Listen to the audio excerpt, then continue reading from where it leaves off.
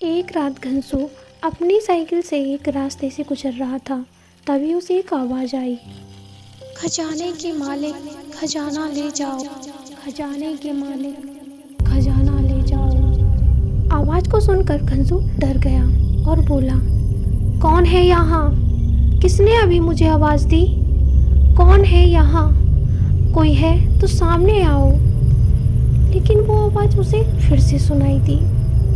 तभी घनसू जिस ओर से आवाज़ आ रही थी उस ओर जाने लगा, क्योंकि उसे देखना था कि आखिर ये कौन है जो खजाने की बात कर रहा है। कौन है? मेरे सामने आओ, कौन है यहाँ? तभी उसके सामने अचानक से उजाला होता है और एक लड़की आकर खड़ी हो जाती है, जो कि बहुत ज़्यादा सुंदर लग रही थी। पूरे गहनों से लदी हुई वो अप्सरा लग रही थी। खजाने के मालिक, तुम आ ही गए। मैं माया हूँ, तुम्हारे खजाने की रक्षा करने वाली। आओ अपना खजाना ले लो। लेकिन घनसू बहुत डरा हुआ था। कौन सा खजाना? मेरा कोई खजाना नहीं है। तुम किस खजाने की बात कर रही हो? मुझे नहीं पता। अरे तुम्हारा खजाना, वो तुम्हारा ही तो है। चलो मेरे साथ और अपना खजाना ले लो। ये कहकर वह एक और चल देती है और ना जाने क्यों घनसू भी उसके पीछे पीछे चला जाता है। इसके बाद वो लड़की उसे एक गुफा के पास लेकर जाती है और गुफा के अंदर चली जाती है। घनसू ये देखता है तो कहता है, अरे अरे अरे, तुम उस गुफा के अंदर क्यों चली गई? कोई जानवर तुम्हें खा जाएगा। हो सकता है उसके अंदर कोई जानवर हो। बाहर आओ। तभी वो लड़की बाहर आई और बोली, अरे नहीं, आपका खजाना अंदर है। चले आइए और अपना खजाना ले लीजिए। घनसू बिना कुछ सोचे समझे उस गुफा के अंदर चला गया। ये देखिए आपका खजाना। आप मुझे 101 बलि दीजिए और ये खजाना आपका हो जाएगा। घनसू घबरा गया, लेकिन मेरा ये खजाना नहीं है और मैं 101 बलि कैसे दूंगा? तुम कुछ और मांग लो और तब मुझे खजाना दे दो। नहीं, ये खजाना तुम्हें जब ही मिलेगा जब तुम मुझे 101 बलि दोगे। निकल जाओ यहाँ से और दोबारा मत आना। घनसू बेचारा डरते हुए उस गुफा से बाहर आ गया। कहने लगा, मैं तो नहीं देने वाला भाई 101 बलि, कहाँ से दूंगा? तभी वो गांव वालों को आकर चारों तरफ सबसे ये बात बताता है। वो कह रही थी कि 101 बलि दो, खजाना तुम्हारा हो जाएगा। ऐसा भी हो सकता है क्या? पागल हो गए हो क्या तुम? खजाना और हमारे गांव में? नहीं नहीं, ऐसा हो ही नहीं सकता। तभी वहाँ एक महिला बैठी होती है और बोलती है, क्यों नहीं हो सकता? हो सकता है। मैंने भी कहानियाँ सुनी है। हाँ हाँ, मैंने भी तो सुनी है कहानियाँ। वो मैंने सच में देखा था, वहाँ खजाना था। तभी वो लोग हंसते हैं और कहते हैं, अच्छा तुम्हारी बात सच है तो चलो हमें भी लेके चलो, हम भी तो देखें वो खजाना। तभी सभी लोग उसे वहाँ पे ले जाने की बात कहते हैं।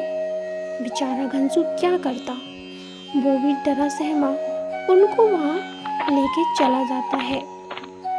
गांव के 2 लोग उसके साथ जाने के लिए तैयार थे और वो उनको लेकर उसी गुफा में पहुँच जाता है और उन्हें वहाँ मिलती है वही लड़की, जो कि उनसे कहती है, खजाने के मालिक आप आ गए, मुझे 101 बलि दो और ये खजाना आपका, यहाँ से ले जाओ।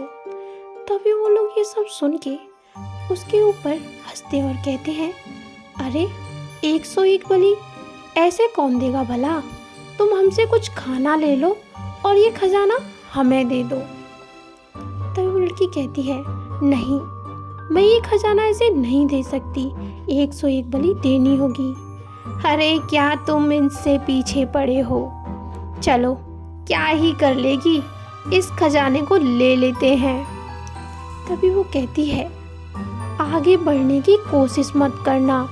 अगर बलि दिए बगैर खजाना छुआ तो अच्छा नहीं होगा। लेकिन वो व्यक्ति नहीं मानता और उस खजाने को लेने के लिए जाता है। तभी अचानक वहाँ पर एक बहुत बड़ा सांप आ जाता है और फुसकार से ही उसे मार डालता है। तभी वो लड़की हंसती है और कहती है, मैंने कहा था ना, बिना बलि दिए ये खजाना कोई हाथ लगाएगा तो मर जाएगा। वो लोग बहुत ज़्यादा डर गए थे। अब वो उससे माफ़ी मांगते हैं, हमें माफ़ कर दो, हम अब यहाँ कभी नहीं आएंगे, हमें जाने दो। तभी लड़की कहती है, जाओ यहाँ से। और अब गांव में मातम छाया था। अरे मैंने तो पहले ही कहा था कि वहाँ पर बलि देनी होगी, लेकिन इन लोगों ने मेरी बात नहीं मानी और वहाँ चले गए। सुना है गांव में एक औरत आई है जो कि खजाना दे रही है, लेकिन वो उससे पहले 101 बलि मांग रही है। जो कोई बलि दे देगा खजाना उसका। उस गुफा में रहती है वो। तभी एक दिन एक कुम्हार जिसका नाम श्याम था, अपने गधे को लेकर मिट्टी लेने के लिए जंगल में जाता है। जब वो जा रहा था, रास्ते में उसका गधा थक जाता है और रुक जाता है। इसे देखकर श्याम कहता है, अरे तुम्हें भूख लगी है क्या? ऐसा करो, तुम यहाँ घास खा लो, मैं भी थोड़ा सा इस गुफा में जाके आराम कर लेता हूँ।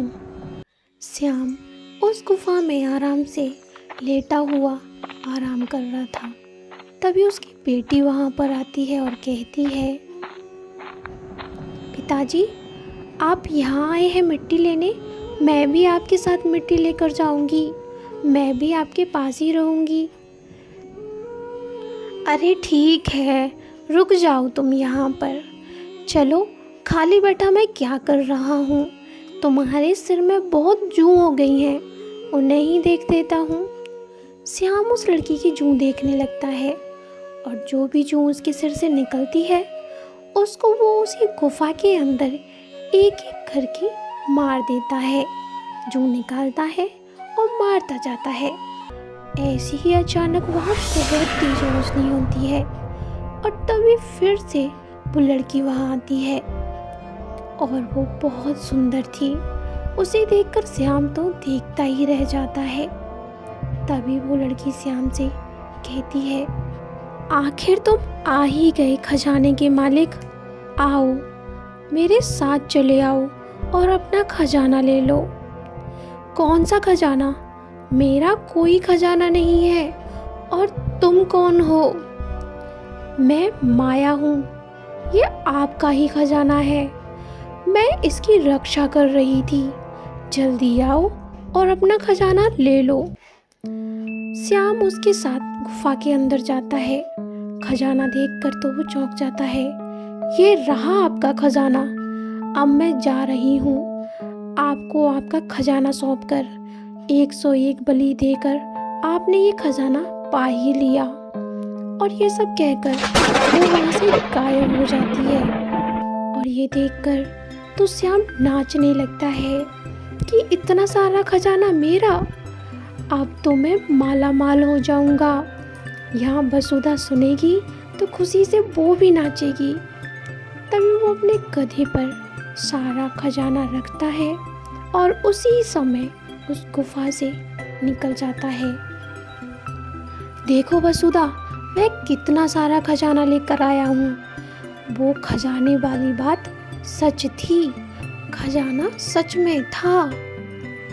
वो तो सही है, लेकिन आपको ये खजाना कैसे मिल गया, ये तो बताओ, मुझे तो डर लग रहा है। अरे डर मत, मैंने पिंकी की जुएं 101 मार दिए थे, जिससे खुश होकर उस औरत ने ये मुझे दे दिया।